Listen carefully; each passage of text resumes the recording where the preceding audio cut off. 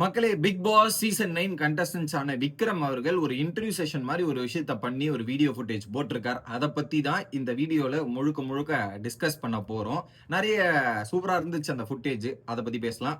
இன்னொரு பக்கம் வீடியோக்கு மறக்காம லைக்கும் ஐப்பும் பண்ணிருங்க. சப்ஸ்கிரைபிள் ரொம்ப ரொம்ப முக்கியம். ஏன்னா நீங்க போட்டாதான் அந்த 1,00,000 அப்படின்ற இலக்கை நம்ம நெருங்க முடியும். அதுக்கு உங்களோட உதவி கண்டிப்பா தேவை. அதையும் பண்ணிருங்க. இப்போ கண்டென்ட்டுக்குள்ள போயிடலாம். ஸோ விக்ரம் வெளியே வந்து நிறைய ஜிம்முக்கு போறது என்ன, ஈவெண்ட்டுக்கு போறது என்ன, ஷோஸ் போறது என்னன்ற மாதிரி போயிட்டு இருந்தார்ல. இப்போ என்ன பண்றாங்க, வெளியே வந்து ஒரு மீட்டப்.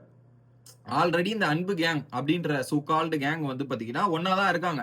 ஸோ வெளியே வந்தும் அது தொடர்ந்துகிட்டு நிறைய வைப் பண்ணிக்கிட்டு பார்ட்டி எல்லாம் போறது நம்மளால பார்க்க முடிஞ்சு.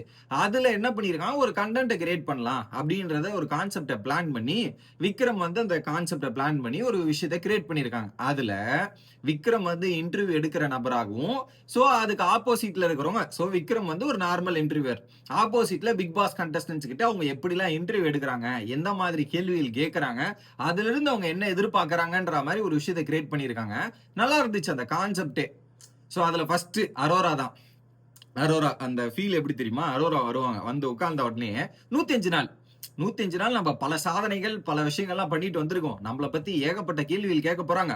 சரி, பயங்கரமா பேசலாம். நம்ம என்ன பண்ணிருக்கோம்னு அவங்க மூலியமா ஒப்பீனியனை தெரிஞ்சுக்கலாம். நம்ம என்ன சொல்றோம்ன்றதுல அவங்களும் ஆர்வமா இருப்பாங்கன்ற மாதிரி ஒரு ஒரு கிரேசியா பயங்கர ஹாப்பியா வந்து பண்ற டைம்ல அங்க ஒரு பல்ப் என்னன்னா, சரி கார்டாஸ்க பத்தி என்ன நினைக்கிறீங்க, அதுக்கு என்ன பதில் சொல்ல வரீங்கன்ற மாதிரி. டேய், நான் நினைச்சு வந்தது ஒண்ணு, நீங்க என்னடா வேற மாதிரி பல கேள்வி எல்லாம் கேக்குறீங்க அப்படின்ற மாதிரி டிஸ்கஷன் போயிருக்கு.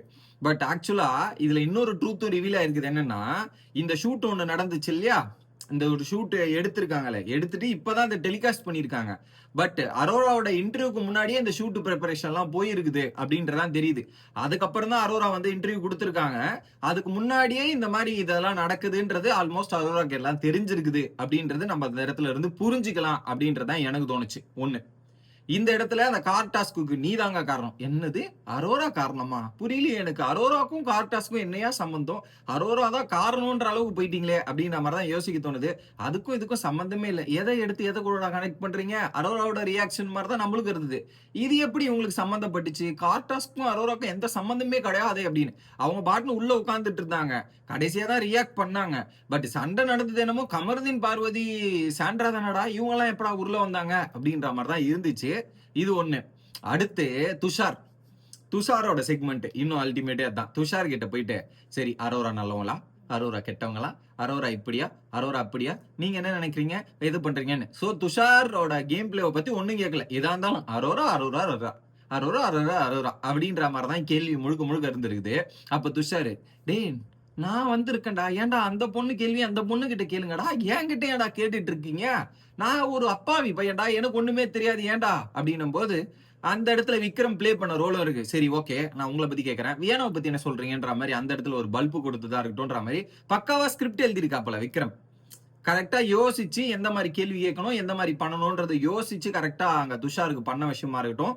அது எனக்கு நல்லா இருந்துச்சு. துஷாரோட ரியாக்ஷனும் அங்க விக்ரம் பண்ண செக்மெண்ட்டுமே சரி சூப்பரா இருந்துச்சு. ஏன்னா வெளியே துஷார் இதை வந்து நிறைய இடத்துல ஃபேஸ் பண்ணியிருக்காரு. வெளியே வந்தவொடனே அரோராவை பத்தி துஷார் கிட்ட போய் கேட்கறது எல்லாமே இப்படி நடக்கிறது. அவரும் டயர்டா இருப்பார். நான் எத்தனை பதில் சொல்ல, ஆனா ஒண்ணு பாராட்டணுங்க, எந்த இடமா இருந்தாலும் அரோராவை பத்தி கேட்டா எல்லா இடத்துலயும் பதில் சொல்லிட்டு தான் வந்திருக்காப்பல துஷார். பதில் சொல்லாமலாம் கிடையாது. அதையும் பொறுமையா உட்காந்து பதில் சொல்லியிருக்காப்பல. அதுதான் இந்த செக்மெண்ட்டே வச்சு அங்க செஞ்ச செக்மெண்ட்டும் சூப்பர்.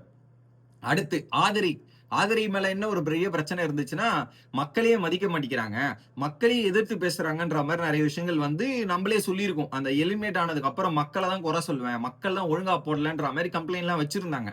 அதையும் இங்க அழகா வந்து எலிமினேட் ஆனதுக்கான காரணம், நான் என் பெஸ்ட் கொடுத்தேன்ற மாதிரி ஃபர்ஸ்ட் ஆதிரி திமிரா பேசுற மாதிரி, அப்புறம் வந்து அவங்க கமெண்ட்ஸ்ல கழுவி ஊத்த உடனே அப்படியே ஓகே, மக்கள் சொல்றதை ஏத்துக்கிறேன், மக்கள் கரெக்ட் தான் அப்படின்ற மாதிரி. ஸோ ஃபர்ஸ்ட் அதான் கமெண்ட்டுக்கு முன் கமெண்ட்டுக்கு பின், ஸோ விமர்சனத்துக்கு முன் விமர்சனத்துக்கு பின் அவங்களுடைய இது அப்படின்ற மாதிரியும், அதுக்கப்புறம் என்ன பண்ணாலும் குறை சொல்லத்தானடா போறீங்க, அப்புறம் என்னடா உங்களுக்கு அப்படின்ற மாதிரி அந்த இடத்துல எடுத்துட்டு போய் செக்மெண்ட்டை முடிச்சுதான் இருக்கட்டும்ன்ற மாதிரி.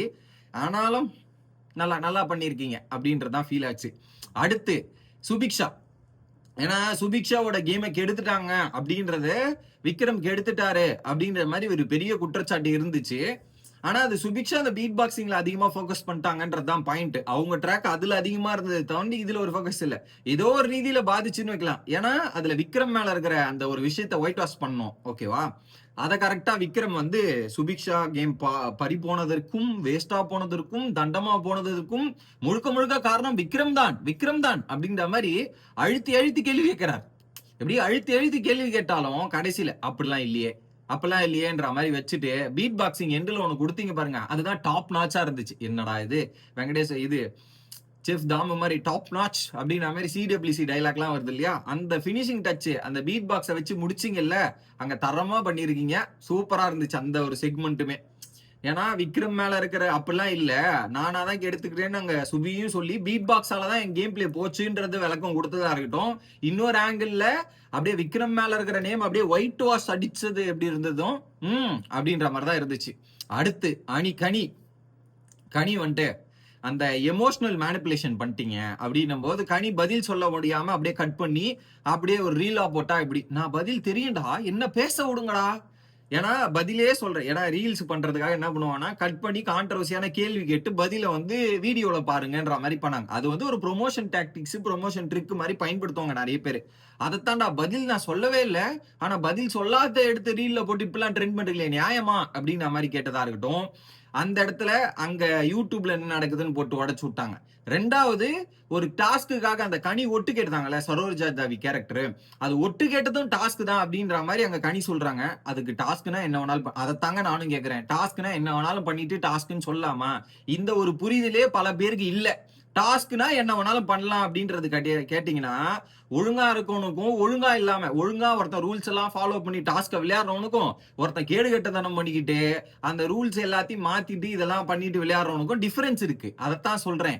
எது என்ன வேணாலும் டாஸ்க்ல பண்ணலான்றது டாஸ்க் கிடையாது. அப்போ உன்னால ஒரு விதிகளையோ ஒரு சில விஷயங்களை கரெக்டா ஃபாலோ பண்ணி கேம் விளையாடுறதுக்கு உனக்கு இது இல்ல அப்படின்ற ஒரு பாயிண்ட் தான் வரும். சோ அந்த இடத்துல விக்ரம் வந்து டாஸ்க்குக்காக எது வேணாலும் பண்ணுவீங்களான்னு கேள்வி கேட்டு லாக் பண்ணதா இருக்கட்டும், அதை ஜஸ்டிஃபை பண்ணாம வச்சு விட்டதா இருக்கட்டும்ன்ற மாதிரி சூப்பர் பாயிண்ட் அது.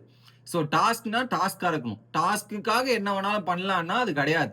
அது வித் இந்த ரூல்ஸ் பண்ணி நடக்கணும் அப்படின்றதான் பாயிண்ட். சூப்பரா இருந்துச்சு. அதுல ஒரு எண்டு செக்மெண்ட்ல அப்சரா வச்சாங்க. அப்சரா வச்ச போர்ஷன் வேற யாராவது வச்சிருக்கலாம், பட் ஆள் கிடைக்கல போல, அதனால அப்சரா வச்சு விட்டாங்க. அங்கிருந்து ஒரு கண்டென்ட்டும் வரல. அடுத்து அந்த தம்ப்நெயில் வைங்கப்பா, பயங்கரமா தம்ப்நெயில் வைங்க, வைக்கிறோம் தம்ப்நெயில் அப்படின்ற மாதிரி அந்த இடத்துல சொன்னதா இருக்கட்டும்ன்ற மாதிரி எனக்கு சூப்பரா இருந்துச்சு அந்த தம்ப்நெயில் மேட்ரு. ஸோ அந்த தம்ப்நெயில அப்படியே என்ன அப்படியே சூப்பரா பயங்கரமா காட்டுங்க, இதுவா காட்டுங்கன்ற மாதிரி அவங்க சொல்ற ரியாக்ஷனுக்கு ஆப்போசிட்ல ஒரு தம்ப்நெயில் வச்சு போட்டதா இருக்கட்டும்ன்ற மாதிரி கலக்கிருக்காங்க. நல்லா இருக்கு, சூப்பரா பண்ணிருக்காங்க. விக்ரம் ஒரு தரமான ஒரு இது கிட்டத்தட்ட 1,00,000 வியூஸை தாண்டி போயிருக்குது மக்களே. எனக்கு தோணுன விஷயத்த நான் அப்படியே அந்த கண்டென்ட்டோட பேசி சொல்லிட்டேன். உங்களுக்கு என்ன தோணுது அப்படின்றத கமெண்ட் செக்ஷன்ல சொல்லுங்க. அதை தாண்டி நாளைக்கு நான் ஒரு வீடியோ ரிவீல் பண்றேன். என்னுடைய அந்த ஆல்ரெடி கம்யூனிட்டில அந்த போஸ்ட் போட்டிருக்கேன். My Zepto experience. அதுக்கப்புறம் அந்த ஜெப்டோ நீங்க அதுக்கு பின்னாடி நடக்கிற நிறைய விஷயங்கள் உங்களுக்கு தெரியாது இல்லையா, பின்னாடி நடக்காத விஷயங்களும் பத்தியும் சரி. அடுத்து அதுல என்னோட இன்கம் ப்ரூஃப்ல இருந்து நிறைய விஷயங்கள் நாளைக்கு உங்களுக்கு ரிவீல் பண்றேன். ஸோ அதை பத்தின வீடியோவை போடலாமா வேணாமா அப்படின்றத கமெண்ட் செக்ஷன்ல சொன்னீங்கன்னா எனக்கு ரொம்ப யூஸ்ஃபுல்லா இருக்கும். மறக்காம அதை பண்ணிருங்க. Bye guys.